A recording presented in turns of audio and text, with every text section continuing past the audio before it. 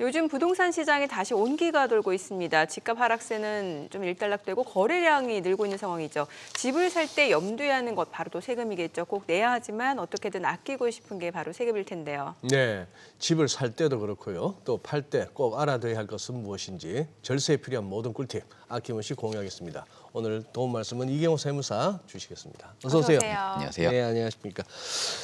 자, 이제 부동산 세금 좀 다른 세금 비해서 좀 자주 세제도 좀 바뀌기도 하고 복잡한데 집은 살 때나 팔 때나 세금 내고 또 보유하고 있을 때나 이전할 때도 세금 내고 요 부동산 관련한 세금들이 어떤 게 있는지 한번 좀 알려주시죠. 네, 부동산을 취득하게 되면 네. 취득할 당시 그리고 보유했을 때 또 매각할 때 이렇게 네. 3단계에 걸쳐서 3단계. 이렇게 세금을 좀 이렇게 내실 수가 있는데요. 우선은 취득했을 때는 이 취득세를 내셔야 됩니다. 근데 이 취득세는 집을 구입하거나 아니면 증여를 받았을 때 서류상 등기 등록 여부와 상관없이 이 취득세를 납부를 하셔야 합니다. 그래서 이 집 구입 가격의 세율을 곱하거나 아니면 증여를 받았을 때는 유사매매 사례가액 등 이런 시가에 세율을 곱해서 이렇게 취득세를 납부하게 돼 있습니다. 그리고 보유했을 때는 이제 재산세라든지 종합부동산세 그리고 이제 임대를 하셨을 경우에는 이제 임대소득세를 내실 수도 있는데요. 우선 재산세 같은 경우는 6월 1일 기준으로 보유하고 있는 주택에 대해서 지방자치단체에서 부과하는 지방세입니다. 이 6월 1일이 이 과세 기준일이라고 하는 건데요.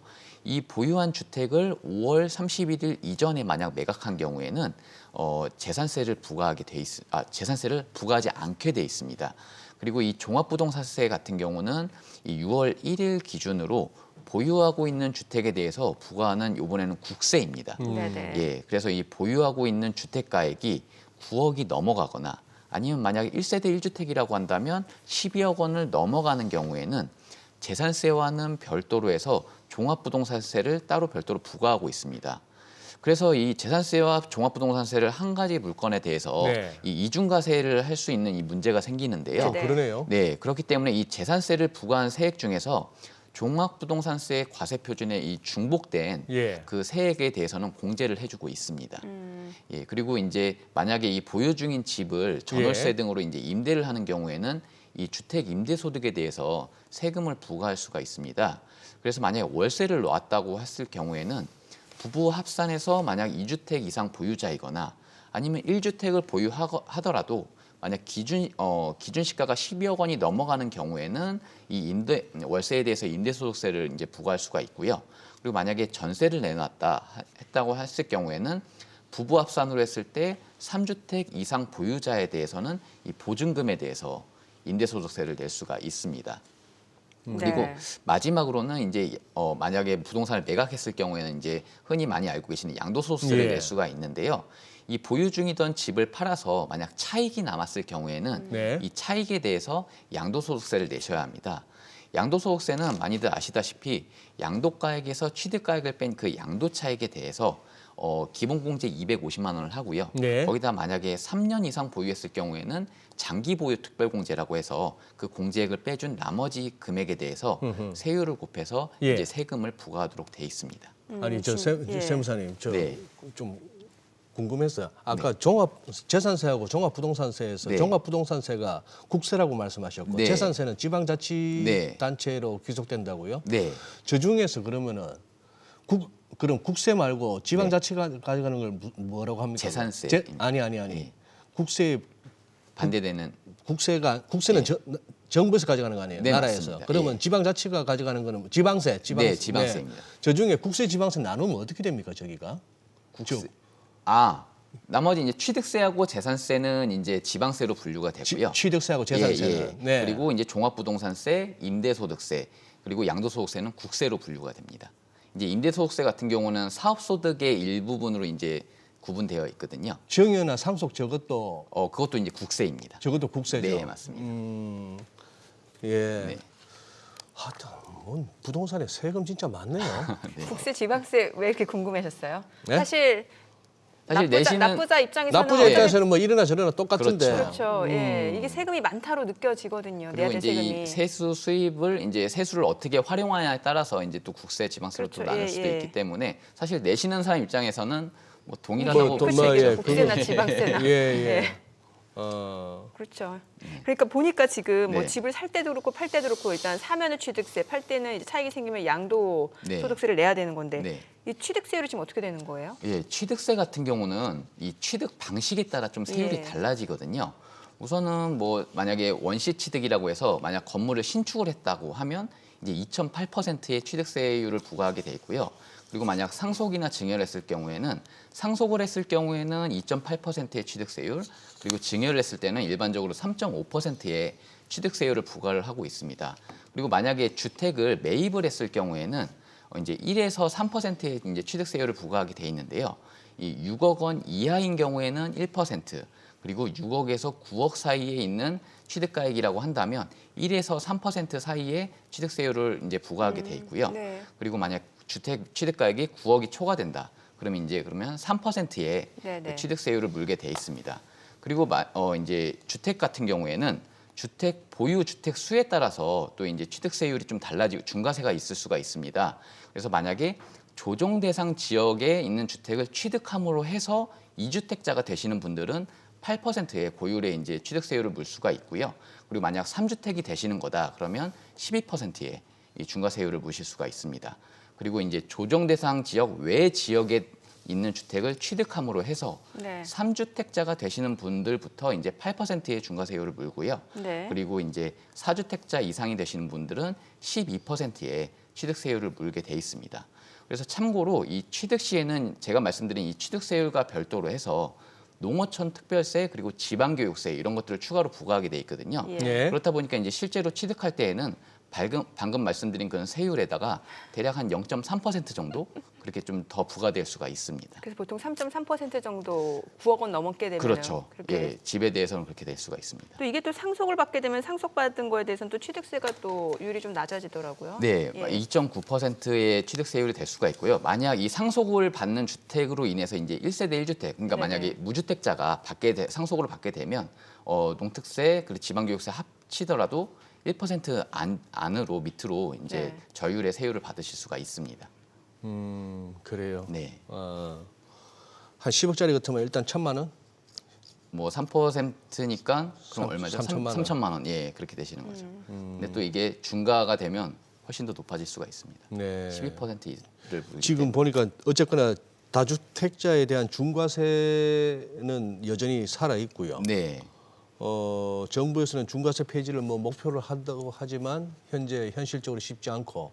자, 그럼 오늘 이제 1주택자 집 한 채 갖고 계신 분, 그 중에서도 이제 자녀가 있거나 아니면 출산 예정인 분들, 이분들이 누릴 수 있는 취득세 혜택, 그걸 좀 알려주신다면요. 네, 출산 장려 정책으로 인해서 네. 이제 취득세 감면하는 부분들이 좀 네. 있는데요. 우선 이 출산 양육 주택 취득세 감면에 대해서 좀 먼저 말씀을 좀 드려볼게요. 우선 이 취득세 감면의 내용은 2024년 1월 1일부터 2025년 12월 말일까지 이 출산한 가정에 대해서 예. 취득세를 최대 500만 원까지 감면해 주는 것이 내용의 골자입니다. 그래서 여기 이 취득세 감면을 받으려면 요건들이 좀 있는데요. 우선은 소득 요건은 전혀 없고요. 네. 그리고 뭐 굳이 뭐 별도로 뭐 생애 최초로 취득해야 된다 이런 요건도 없습니다. 거기에다가 이제 유상으로 취득해야 한다 이런 요건도 없어서 만약 증여로 취득하는 경우에도 이 취득세 감면 혜택을 받으실 수가 있습니다. 네네. 근데 이제 주택 가격 기준이 좀 있는데요. 이 12억 이하의 주택을 이제 취득함으로써 1세대 1주택이 되는 이 가정에 대해서 이 취득세 감면을 해주는 건데요. 그래서 2024년도 1월 1일부터 2025년 12월 말일까지 출산한 가정이 출산일 전 1년 그리고 출산일 후 5년 내 그 사이에 이제 취득한 12억 이하의 주택에 대해서 만약 1세대 1주택이라고 한다면 이 최대 500만 원까지 취득세 감면을 받으실 수가 있습니다. 그런데 요 취득세 감면도 사후 관리 요건이 좀 있습니다. 네네. 그러다 보니까 취득일로부터 우선 3개월 내에 무조건 거주를 시작을 해야 되는 거고요. 실거주, 예. 예, 그리고 이 3년 이상 실거주를 해야 되는 그 의무 거주 기간이 있습니다. 네. 그리고 이 의무 거주 기간 내에 만약 매각을 하거나 증여를 하거나 임대를 놓게 되면 그 전에 받았던 취득세 감면분을 이제 가산세와 포함해서 추징을 하게 돼 있습니다. 가산세까지. 네. 네, 이게 그러니까 보편적으로 취득세를 감면받을 수 있는 게 사실 이제 생애 최초 주택인데 이것도 이번에 조건이 많이 완화됐다면서요. 네. 방금 말씀드린 예, 예. 그 출산, 양육, 취득세 감면의 약간 전신격이라고 네네네. 볼 수가 있는데요. 기존에도 이 생애 최초 주택 취득세 감면은 있었습니다. 예. 그런데 이 소득 기준이나 주택 가격 기준이 좀 타이트했는데요. 이 소득 기준은 부부 합산 소득으로 이제 7천만 원 이하였고요. 그리고 주택 가격 기준으로는 수도권에서는 취득 가격이 4억 원 이하여야 했고 비수도권은 이제 3억 원 이하의 주택을 취득해야만 이 취득세 200만 원 감면을 받을 수가 있었습니다. 그런데 이런 요건들은 2020년 당시에 이 주택 중위 가격을 반영하는 거라서 이후에 주택 가격이 굉장히 오르지 않았습니까? 그래서 이 실질적인 혜택을 체감하기가 좀 어려웠습니다. 그리고 만약 이 타이트한 이 소득 기준, 주택 가격 기준에 경계에 있는 분들은 이 약간의 차이로도 감면이 배제될 수 있어서 그런 문턱 효과 때문에 사각지대가 발생을 하게 된 겁니다. 네네. 그래서 이런 것들을 크게 좀 보완하고 완화를 했는데요. 현행에 있는 이제 취득세 감면 혜택은 2022년도 6월 21일 이후에 취득한 주택부터 이제 이 취득세 요건을 좀 완화해서 감면을 해주게 되어 있습니다. 우선은 소득 기준, 기존에 있었던 부부 합산 소득 7천만 원 이하 이 소득 기준을 아예 없앴고요. 그리고 주택 가격 기준을 12억 이하 주택을 그냥 생애 최초로 유상으로 구입한 경우에는 이 취득세를 최대 200만 원까지 감면을 해주고 있습니다. 그래서 이것도 이제 사후 관리 요건이 동일하게 있는데요. 네. 취득일로부터 이제 3개월 이내에 거주를 시작해야 되고 그리고 3년 이상 의무 거주를 하셔야 합니다. 그리고 3년 내에 이제 주택을 매각하거나 증여하거나 임대하게 되는 경우에는 그 전에 감면받았던 취득세와 가산세와 더불어서 이제 추징을 당하게 되시는 거죠. 네. 그리고 이 방금 말씀드린 이 각 감면들은 중복 적용이 좀 어렵습니다. 아. 그렇기 때문에 요건이 충족하는 이 감면들 중에서 혜택이 큰 거를 이제 선택하시면 되실 것 같습니다. 네. 세무사님 설명을 들으면서 팍팍 오진 않네요. 세금 쪽이 어렵긴 어렵습니다. 네. 그런데 지금 요 양도소득세는 이 취득세보다 더 복잡하다는데요. 네. 이 양도소득세는 뭐 여러 가지 계속 법의 개정이 일어남에 있어서 뭐 네. 계속 복잡해질 수밖에 없고 그러다 보니까 뭐 양도세 자체의 공부를 이제 포기하시는 분들도 계시고 그래요? 예, 그래서 많이들 힘들어하시는 세법 부분이긴 합니다. 아니 저- 뭐 예. 수포자 수학 포기 저도 해당됩니다만 수포자 소리는 들었었는데 양도포 양포 예.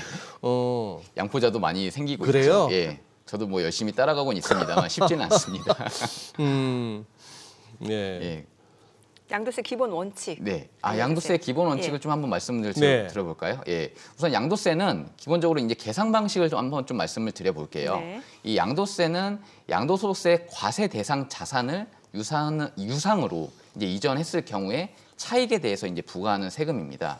이 자산을 무상으로 이전했을 경우에 이제 상속 증여세를 물지 않습니까? 그 부분하고 좀 이제 구분되는 점인데요.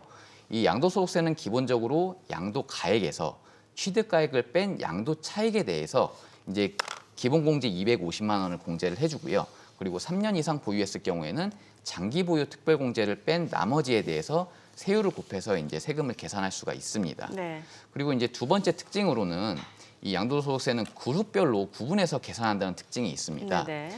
방금 이제 양도소득세는 과세 대상 자산에 대해서 이제 과세를 한다고 말씀을 드렸잖아요. 예, 예. 이 과세 대상 자산을 몇 개의 그룹으로 나눠서 그룹별로 별도의 세법을 적용을 합니다. 아, 그래서 일반적으로 크게 토지, 건물 등 이 부동산을 1그룹으로 두고요. 네. 그리고 국내외 주식을 2그룹을 이렇게 두 가지로 좀 많이 크게 나누는데요. 네네. 여기에 이제 추가적으로 3그룹의 파생상품, 아, 그리고 4그룹의 신탁수익권 네네. 이렇게 네 가지의 그룹으로 나눌 수가 있습니다. 네. 그리고 이 그룹별로 세법을 별도로 적용하는 이 구체적인 좀 내용을 말씀을 드리면 만약에 하나의 자산을 매각을 함으로써 양도차손이 발생을 했다. 네네. 그러면 다른 자산 양도차익에서 공제를 할 수가 있습니다. 그런데 이 양도차손 통산을 각각 그룹 내에 있는 자산들끼리만 할 수가 있고요. 네. 그리고 연 250만 원의 기본 공제는 각 그룹별로 250만 원씩 공제를 할 수가 있습니다. 그리고 마지막으로 이제 양도소득세도 이 소득세의 한 종류이기 네네. 때문에 이 각 개인별 그리고 각 연도별로 양도소득을 모두 합산할 수가 있는데요. 네. 합산해서 다음해 5월까지 이제 확정 신고 납부를 해야 합니다. 근데 이 참고로 이 양도소득세에서는 예정 신고라는 것이 있습니다. 네. 그래서 1그룹에 있는 부동산과 4그룹에 있는 이 신탁수익권 같은 경우는 양도일이 속하는 달의 말일로부터 2개월 내에 예정 신고를 하셔야 되고요. 예. 그리고 2그룹에 있는 이 주식에 대해서는 양도일이 속하는 반기의 말일로부터 2개월 내에 예정 신고를 하셔야 합니다. 예, 예. 그래서 만약 1년 사이에 매도가 여러 건이 발생을 했다. 네. 그러면 각각 거래에 대해서 우선 예정 신고를 하시고요. 그리고 한 해에 발생한 모든 양도소득을 합산한 다음에 다음해 5월 달에 확정 신고 납부를 하셔야 합니다. 네.